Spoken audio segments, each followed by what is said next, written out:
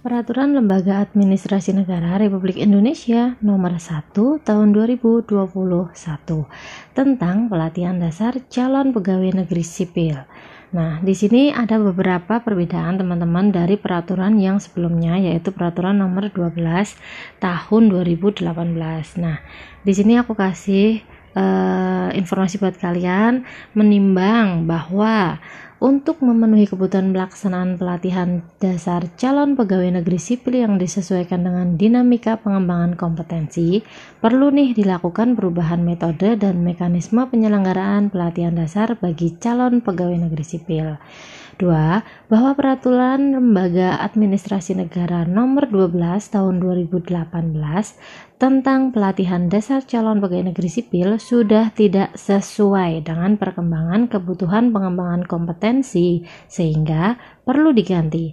3. Bahwa berdasarkan pertimbangan sebagaimana dimaksud dalam huruf A dan huruf B, perlu menetapkan peraturan Lembaga Administrasi Negara tentang pelatihan dasar calon pegawai negeri sipil. Nah, itu jadi untuk peraturan LAN yang nomor 12 tahun 2018 itu sudah tidak sesuai ya teman-teman, sudah diganti dengan peraturan dari LAN nomor 1 tahun 2021 ini. Kita lanjut aja ke yang ketentuan umum ya teman-teman. Ketentuan umum itu ada beberapa pengertian tentang ASN, tentang pegawai ASN, tentang PNS itu apa, terus PPK itu apa, calon pegawai negeri sipil itu apa. Nah, di sini aku kasih yang nomor 6 aja untuk masa prajabatan, karena kali ini kan aku ingin membahas tentang latsar ya teman-teman, latsar di masa pandemi sekarang ini.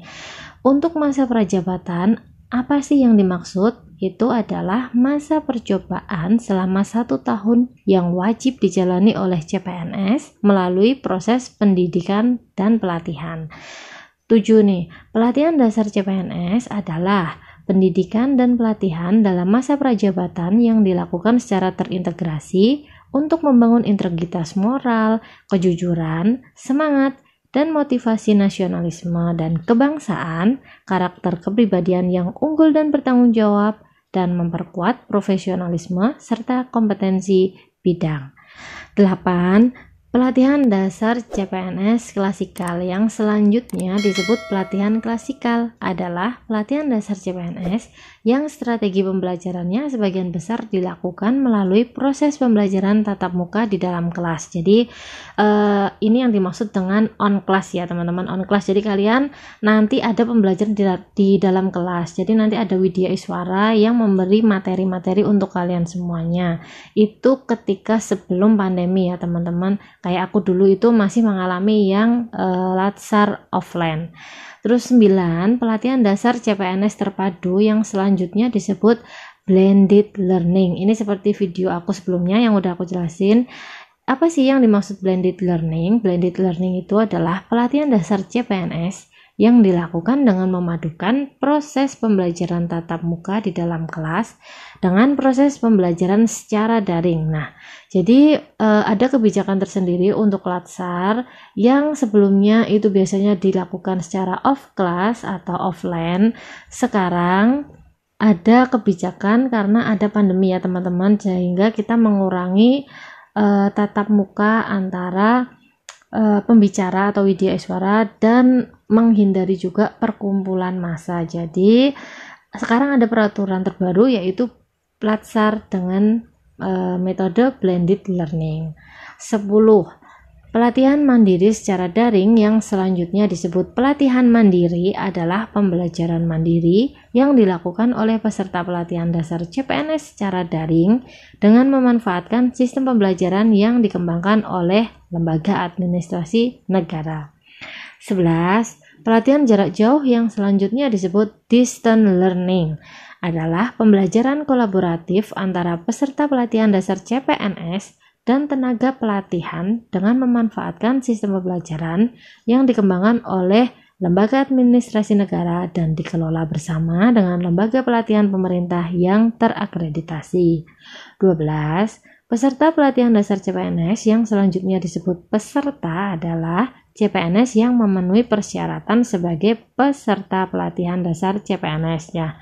Untuk syaratnya mengikuti Latsar juga udah aku sharing di video aku sebelumnya, silahkan kalian lihat lagi. 13 nih, kompetensi adalah pengetahuan, keterampilan, dan sikap atau perilaku seorang PNS yang dapat diamati, diukur, dan dikembangkan dalam melaksanakan tugas jabatannya. 14.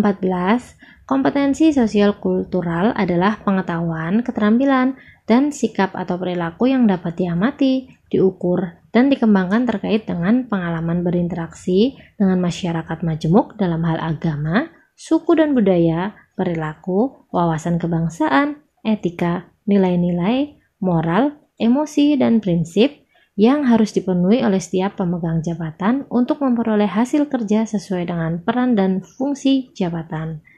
Kompetensi teknis adalah pengetahuan, keterampilan, dan sikap perilaku yang dapat diamati, diukur, dan dikembangkan yang spesifik berkaitan dengan bidang teknis jabatan. 16. Kompetensi teknis bidang tugas adalah pengetahuan, keterampilan, dan sikap perilaku yang bersifat teknis administratif dan teknis substantif yang dapat diamati, diukur, dan dikembangkan untuk melaksanakan bidang tugas jabatan PNS. Nah, kalau untuk instansi pemerintah nggak usah kita baca ya teman-teman, LAN juga enggak, lembaga penyelenggara pelatihan enggak, ini masih sama semua. Untuk kurikulumnya, nah coba kita lihat kurikulumnya ada perbedaan enggak. Kurikulum adalah rencana dan pengaturan mengenai capaian pembelajaran, proses, dan penilaian yang dilakukan sebagai pedoman penyelenggaraan pembelajaran pelatihan dasar CPNS. Nah, untuk mata pelatihannya nih, adalah materi ajar yang dibangun berdasarkan bahan kajian bidang keilmuan tertentu atau pertimbangan dari sekelompok bahan kajian atau sejumlah keahlian dalam rangka pemenuhan capaian pembelajaran yang dirumuskan dalam kurikulum. Nah, untuk kode sikap perilaku masih sama, jam pelajaran yang selanjutnya disebut JP juga udah kemarin aku jelasin. Peraturan lembaga ini menjadi pedoman bagi LAN untuk melakukan pembinaan pelatihan dasar CPNS. Lembaga pelatihan terakreditasi untuk menyelenggarakan pelatihan dasar CPNS. Oke. Pasal 3 udah kita bahas. Pasal 4. Setiap instansi pemerintah wajib memberikan pelatihan dasar CPNS selama masa prajabatan. Ini juga udah. CPNS hanya dapat mengikuti pelatihan dasar CPNS sebanyak 1 kali, teman-teman. Ingat, kalian hanya bisa mengikuti Latsar itu sebanyak 1 kali. Nah, ini bab 2, penyelenggaraan pelatihan dasar CPNS. Bagian 1, pelaksanaan pelatihan dasar CPNS. Nah, ini yang kita tunggu-tunggu ya, teman-teman. Pasal 7 ayat 1, pelatihan dasar CPNS dapat dilaksanakan dalam bentuk A, pelatihan klasikal, atau B, blended learning. Ayat 2, blended learning sebagaimana dimaksud dalam ayat 1 huruf B dilaksanakan melalui 3 bagian pembelajaran, yaitu pelatihan mandiri, distance learning, dan pembelajaran klasikal di tempat penyelenggaraan pelatihan dasar CPNS. Ayat 3, distance learning yang dimaksud pada ayat 2 huruf B terdiri atas A, e-learning, dan B, aktualisasi. Ayat 4, pada saat pelatihan klasikal sebagaimana dimaksud pada ayat 1 huruf A dan pembelajaran klasikal sebagaimana pada ayat 2 huruf C, peserta diasramakan dan diberikan kegiatan penunjang berupa peningkatan kesegaran jasmani. Pasal 8. Selama proses pembelajaran secara klasikal dalam pelatihan dasar CPNS dilakukan proses pendampingan. 2. Dalam proses pendampingan dilakukan kegiatan penguatan jasmani, rohani, dan atau spiritual. 3. Pelaksanaan pendampingan disesuaikan dengan karakteristik dan kebutuhan instansi pemerintah asal peserta serta ketentuan peraturan perundang-undangan yang berlaku bagi ASN. Pas aku kemarin juga ada pendampingan oleh Binsuh, teman-teman. Jadi Binsuh itu pembimbing dan pengasuh. Kalau aku kemarin dibimbing oleh TNI ya, teman-teman. Ada 2 orang kemarin waktu aku itu. Terus pasal 9, lembaga penyelenggaraan pelatihan dasar CPNS wajib memberikan pendampingan dan atau fasilitasi bagi peserta yang berkebutuhan khusus. Nah, ini memang kemarin misal ada yang seperti disabilitas kayak gitu, enggak disamaratakan dengan yang lainnya teman-teman. Jadi misal dia disabilitasnya apa, nanti disesuaikan aja untuk kegiatan-kegiatannya, itu disesuaikan dengan kemampuan peserta tersebut. Oke, sekarang bagian keempat, kurikulum pelatihan dasar CPNS. Nah, untuk pasal 13, struktur kurikulum pelatihan dasar CPNS terdiri atas kurikulum pembentukan karakter PNS dan kurikulum penguatan kompetensi teknis bidang tugas. Pasal 14, struktur kurikulum sebagaimana dimaksud dalam pasal 13 huruf A terdiri atas 1. Agenda sikap perilaku bela negara. 2. Agenda nilai-nilai dasar PNS. 3. Agenda kedudukan dan peran PNS dalam Negara Kesatuan Republik Indonesia. 4. Agenda habituasi. Ini agendanya tetap sama ya teman-teman, seperti yang offline kemarin. Ayat 2. Selain agenda sebagaimana dimaksud pada ayat 1 huruf A sampai dengan huruf D, pelatihan dasar CPNS dilaksanakan melalui agenda orientasi program. Ayat 3. Agenda orientasi program sebagaimana dimaksud pada ayat 2 dilaksanakan untuk memberikan pemahaman umum terkait kebijakan penyelenggaraan pelatihan dasar CPNS. Pasal 15 nih teman-teman. Ayat pertama, kurikulum pembentukan karakter dilaksanakan sebagai berikut. A. Pelatihan klasikal dilaksanakan selama 511 JP atau setara dengan 51 hari kerja. Ini seperti yang udah aku jelasin di video sebelumnya. Terus B, blended learning dilaksanakan selama 647 JP atau setara dengan 74 hari kerja. Ayat 2, pelaksanaan kurikulum pembentukan karakter dilaksanakan dengan ketentuan sebagai berikut. Nah, A, selama 177 JP yang dilaksanakan. 1. Selama 18 hari kerja. 2. Bertempat di tempat penyelenggaraan pelatihan klasikal. B. Selama 320 JP yang dilaksanakan. 1. Paling singkat 30 hari kerja. 2. Bertempat di instansi pemerintah asal peserta. Nah, kalau yang 177 JP atau selama 18 hari kerja itu biasanya aku dulu di BLK ya teman-teman, di balai diklat kayak gitu, balai latihan kerja. Terus yang 30 hari ini, yang poin B ini, kita melaksanakan habituasi di tempat kita bekerja, di instansi kita. Terus yang C, selama 14 JP yang dilaksanakan. 1. Selama 3 hari kerja. 2. Bertempat di tempat penyelenggaraan pelatihan sebagaimana dimaksud dalam pasal 7 atau di instansi pemerintah asal peserta. Terus yang ayat 3, pelaksanaan kurikulum pembentukan karakter dilaksanakan dengan ketentuan sebagai berikut. A. Pada pembelajaran dalam pelatihan mandiri. 1. Selama 48 JP. 2. Menggunakan metode pembelajaran daring secara tidak langsung atau asinkronus. 3. Setara 16 hari kerja. Dan 4. Bertempat di tempat kedudukan peserta. B. Pada distance learning. 1. Melalui e-learning yang dilaksanakan dengan ketentuan sebagai berikut. A. Selama 1. 25 JP yang dilaksanakan melalui pembelajaran daring secara langsung atau sinkronus. Dan 192 JP yang dilaksanakan secara asinkronus. B. Setara 22 hari kerja. Dan C. Bertempat di tempat kedudukan peserta. 2. Melalui aktualisasi yang dilaksanakan dengan ketentuan sebagai berikut. A. Selama 320 JP. B. Paling singkat 30 hari kerja. Dan C. Bertempat di instansi pemerintah asal peserta. C. Pada pembelajaran klasikal yang dilaksanakan dengan ketentuan sebagai berikut. 1. Selama 62 JP. 2. Selama 6 hari kerja. Dan 3. Bertempat di tempat penyelenggaraan blended learning. Untuk struktur kurikulumnya ini sama aja teman-teman. Terus untuk yang kepesertaan Kalau kepesertaan itu satu nih, pimpinan lembaga pelatihan terakreditasi menetapkan jumlah peserta dalam satu angkatan penyelenggaraan pelatihan dasar CPNS sesuai dengan golongannya. Terus yang kedua, jumlah peserta sebagaimana dimaksud pada ayat 1 adalah 40 orang. Jadi jumlah satu kali angkatan itu biasanya adalah 40 orang. 3. Dalam hal jumlah peserta dimaksud pada ayat 2, lebih dari 40 orang, pelatihan dasar CPNS tetap dapat diselenggarakan, tapi dengan persetujuan tertulis kepada kepala LAN. Nah, seperti yang aku bilang tadi, 2. Kurang dari 40, pelatihan dasar CPNS tetap dapat diselenggarakan dengan mempertimbangkan aspek keuangan dan kondisi lembaga penyelenggara pelatihan dasar CPNS.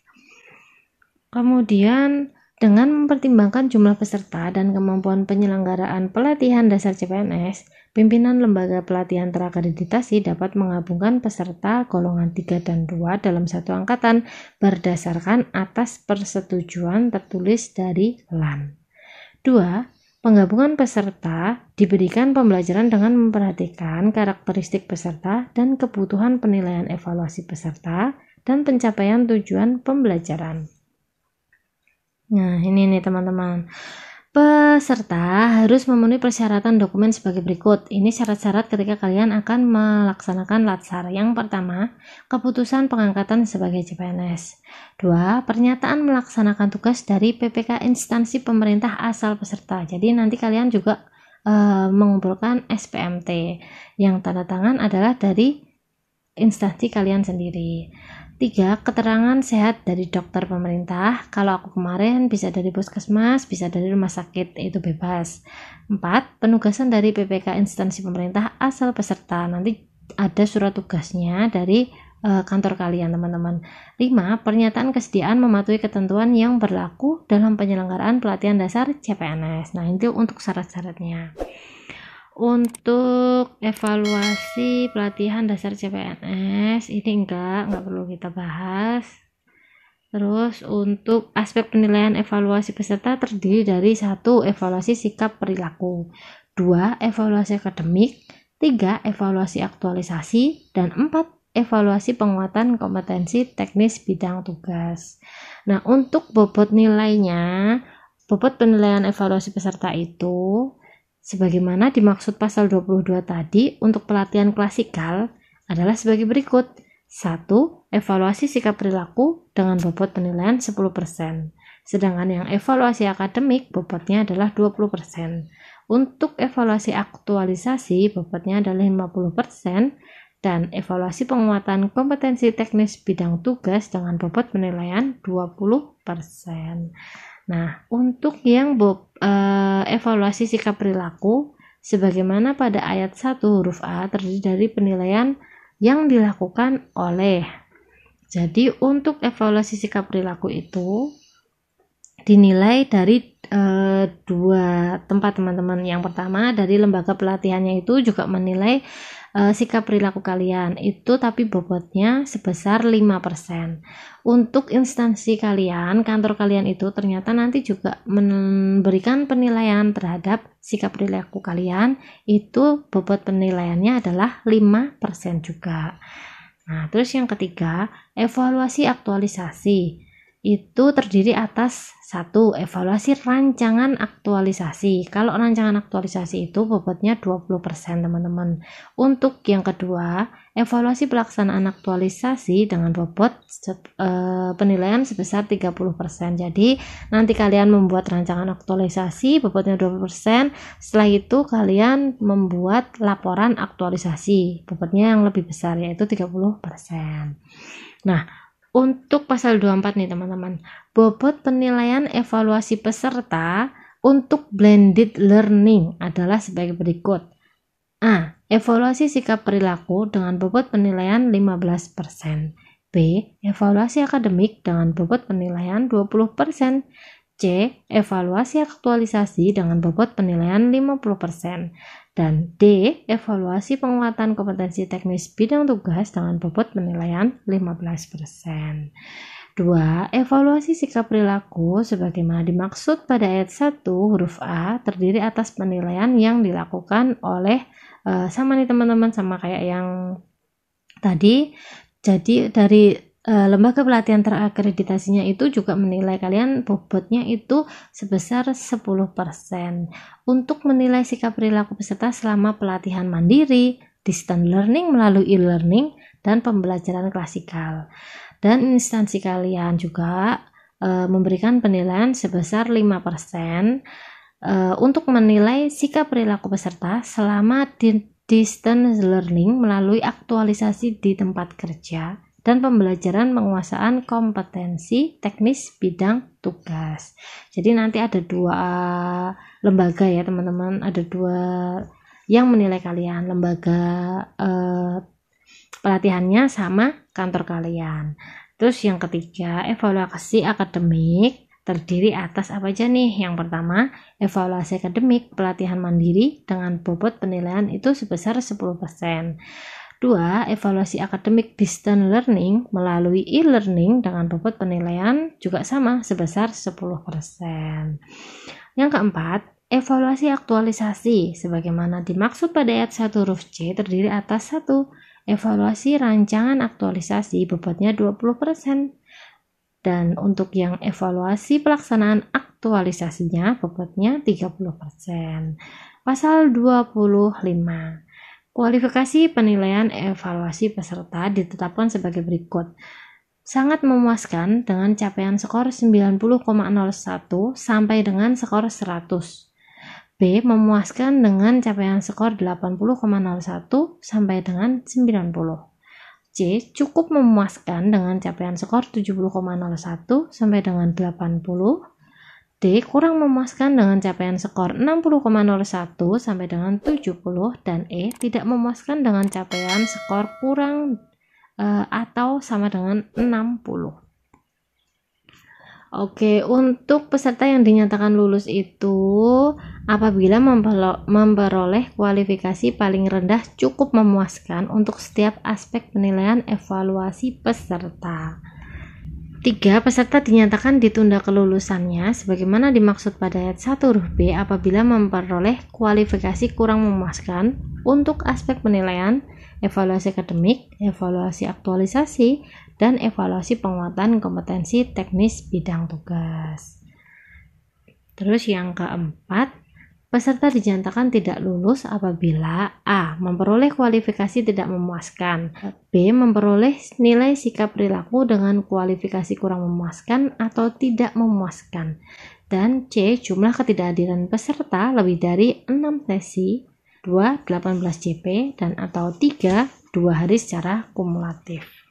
Pasal 28. Dalam blended learning, ketidakhadiran peserta diberlakukan untuk distance learning dengan metode sinkronus dan pembelajaran klasikal. 2. Atas pertimbangan kemanusiaan dan atau alasan lain sesuai ketentuan yang berlaku, lembaga pelatihan terakreditasi dapat memberikan jumlah ketidakhadiran melebihi ketentuan sebagaimana dimaksud dalam pasal 27 ayat 4. Dan atau memberi penugasan lain berdasarkan atas persetujuan tertulis dari LAN. Terus peserta yang dinyatakan ditunda kelulusannya itu wajib mengikuti pembelajaran remedial. Nah, remedial itu dilaksanakan untuk memenuhi syarat kelulusan terhadap aspek penilaian evaluasi peserta yang dinilai kurang. Oke, untuk pasal 30. Untuk pelatihan klasikal, remedial sebagaimana dimaksud dalam pasal 29 tadi dilaksanakan dengan ketentuan sebagai berikut. A. Dalam penilaian evaluasi akademik, terdapat peserta yang bersangkutan diberikan kesempatan remedial paling lambat 3 hari sebelum selesainya pelatihan dasar CPNS. B. Dalam penilaian evaluasi rancangan aktualisasi, terhadap peserta yang bersangkutan diberikan kesempatan perbaikan paling lambat sampai dengan 3 hari setelah seminar rancangan aktualisasi. C. Dalam penilaian evaluasi hasil aktualisasi terhadap peserta yang bersangkutan diberikan kesempatan remedial sebanyak 1 kali, paling lambat 1 minggu setelah selesainya pelatihan dasar CPNS atau sesuai kebutuhan yang ditetapkan dalam rapat sebagaimana dimaksud dalam pasal 26. 4. Dalam bidang penguatan kompetensi teknis bidang tugas terhadap peserta yang bersangkutan diberikan kesempatan remedial sesuai kebutuhan paling lambat sampai dengan selesainya pembelajaran aktualisasi di tempat kerja. 2. Untuk blended learning, remedial sebagaimana dimaksud dalam pasal 29 dilaksanakan dengan ketentuan sebagai berikut. A. Dalam penilaian evaluasi akademik dalam pelatihan mandiri dan distance learning melalui e-learning terhadap CPNS yang bersangkutan diberikan kesempatan remedial paling lambat sampai dengan pembelajaran klasikal dilaksanakan. 2. Dalam penilaian evaluasi rancangan aktualisasi terhadap CPNS yang bersangkutan diberikan kesempatan perbaikan paling lambat sampai dengan 3 hari setelah seminar rancangan aktualisasi. 3.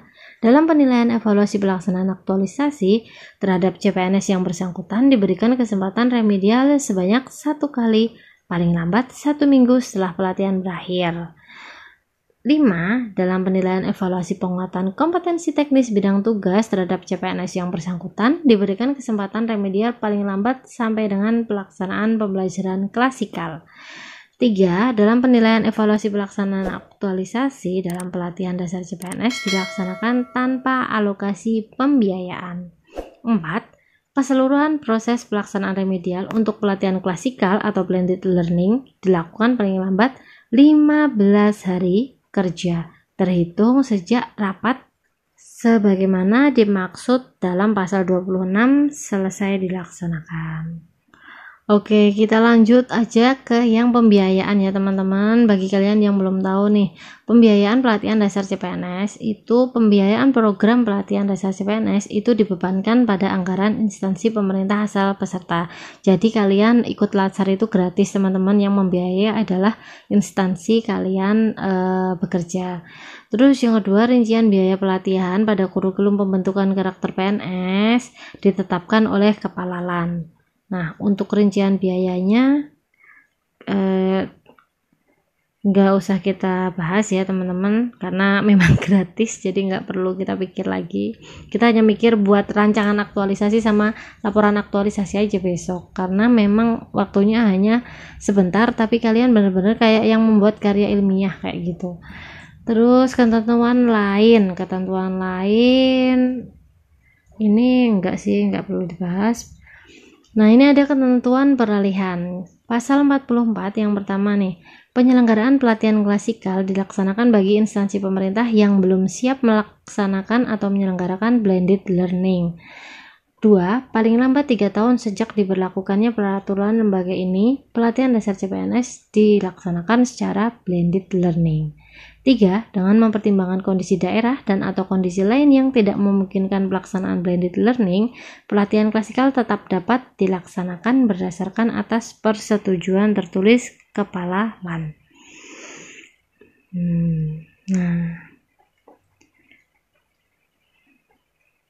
Oke teman-teman semuanya, sampai di sini dulu untuk pembahasan mengenai peraturan Lembaga Administrasi Negara nomor 1 tahun 2021 tentang pelatihan dasar calon pegawai negeri sipil. Nah, silahkan kalian download kalau kalian ingin filenya, aku kasih di description boxku. Dan terima kasih udah melihat dan mendengarkan ocehanku. Semoga ini bermanfaat buat kalian semuanya. Aku doain semoga kalian diberi kelancaran sampai proses latsar besok. Terima kasih teman-teman semuanya. Assalamualaikum warahmatullahi wabarakatuh. See you.